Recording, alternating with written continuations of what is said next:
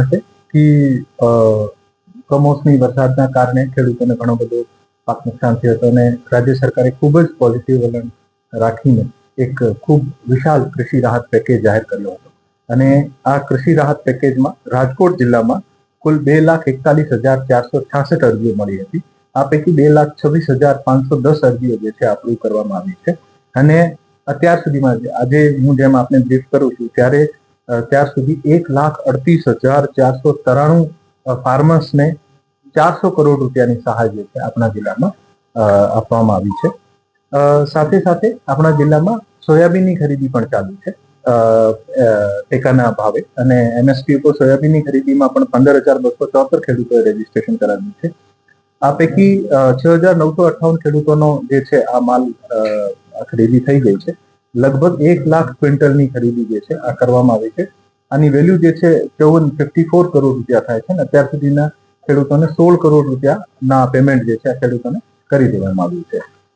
ગ્રાઉન્ડનટમાં પણ આપણી પાસે લગભગ 1,75,000 પ્લસ ખેડૂતોએ રજીસ્ટ્રેશન કરાવ્યું છે.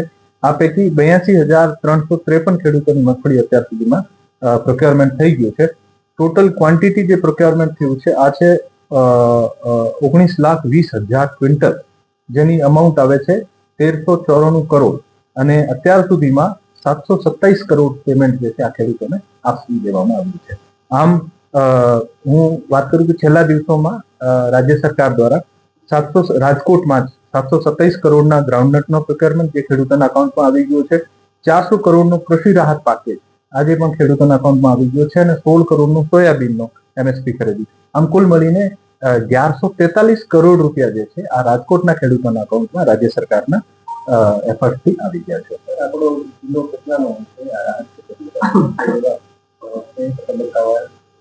તમામ ડિસ્ટ્રિક્ટ જે છે પોતપોતાની રીતે વધુમાં વધુ કેવી રીતે ઝડપથી કરી શકાય, પણ જ્યારે પણ અમે અરજીનું વેરિફિકેશન કરીએ છીએ, અમુક ડોક્યુમેન્ટ ખૂટતા હોય ને એવી રીતે ફિલ્ડ લેવલ ઉપરથી આને પાસે કરવાનું હોય તો એવું કોઈ રેન્કિંગ જેવું સિસ્ટમ નથી, પણ તમામને ઝડપથી પૂરો કરી શકાય. અને મને આનંદ છે કે આપણા જિલ્લામાં લગભગ 1150 કરોડ રૂપિયાનું અત્યાર સુધીમાં આપણે આ તમામ ત્રણેય સ્કીમમાં 2 એમએસપી અને કૃષિ રાહત પેકેજમાં ખેડૂતોને આપી શક્યા છીએ. સૈયદ, હા.